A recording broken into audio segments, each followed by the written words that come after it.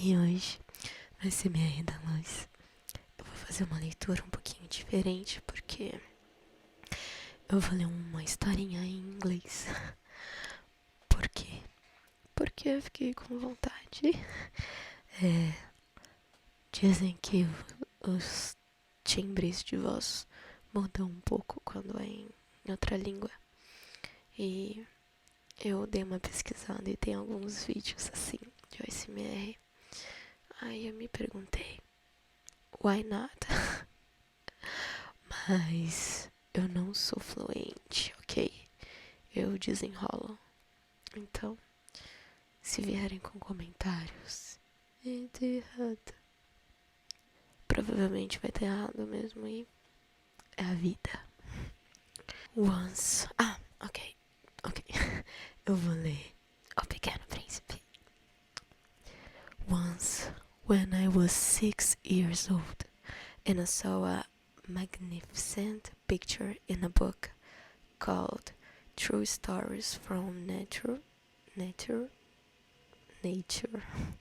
about the primeval forest. It was a picture of a boa constrictor in the act of swallowing an animal. Here's a copy of the drawing. In the book it said, boa constrictors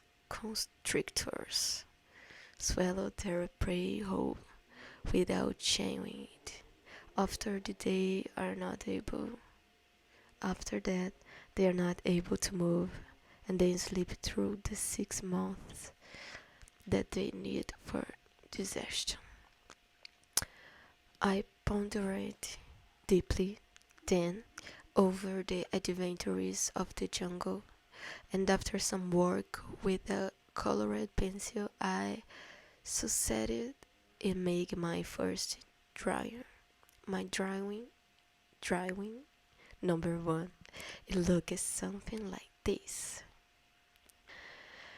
I showed my masterpiece to the grown-ups and asked them whether they drawing frightened them.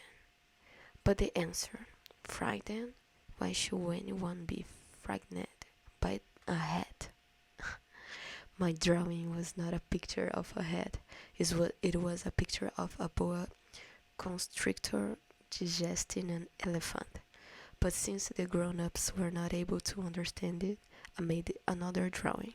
I drew the inside of a boa constrictor so that the grown-ups could see it clearly. They always need to have things explained. But drawing number 2 looked like this. The grown-ups' response this one was not advise me to lay aside my drawings of boa constrictors, whether from the inside or the outside, and devote myself instead to geography, history, arithmetic, and grammar. That is why, at the age of 6, I gave up what might have been a magnificent career as a painter. I had been disheartened by the failure of my drawing number 1 and my drawing number 2.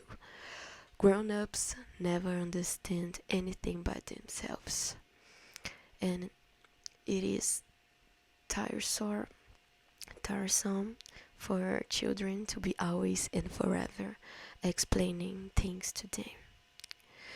So then I chose another profession and learned to pilot airplanes. I have flown a little over all parts of the world, and it's true that geography has been very useful for me. At a glance, I can distinguish China from Arizona. If one gets lost in the night, such knowledge is available. In the course of this life, I have had a great many encounters with a great many people who have been concerned with matters of consequence. I have lived a great deal among grown-ups. I have seen them intimately close at hand, and that hasn't much improved my opinion of them. Whenever I met one of them who seemed to me at all clear sign, I tried to experiment of showing him my draw number one, which I have always kept. I would try to find out so if there was a person of true understanding, but however it was, he or she would always say, "That's a hat." Then I would never talk to that person about boa constrictors or primeval forest or stars. I would bring myself down to his level. I would talk to him about bridge and golf and politics and neckties, and the grown-ups will be greatly pleased to have met such a sensible man. So I live my life alone without anyone could really talk to, until I had an accident with my plane in the desert of Sahara 6 years ago. Something was broke in my engine, and as I had with me neither a mechanic nor any passenger, I set myself to attempt the difficult repairs all alone. It was a question of life or death for me. I had scarcely enough drinking water to last a week. The first night, then, I went to sleep on the sand, 1,000 miles from any human habitation. I was more isolated than a shipwrecked sailor on a raft in the middle of the ocean. Thus you can imagine my amazement at sunrise when I was awakened by an odd little voice. It said, "If you please draw me a ship." What? Draw me a ship? I jumped to my feet, completely thunderstruck. I blinked my eyes hard. I looked carefully all around me, and I saw a most extraordinary small person who stood there examining me with great seriousness. Here you may see the best portrait that later I was able to make of him, but my drawing is certainly very much less charming than his model. That, however, is not my fault.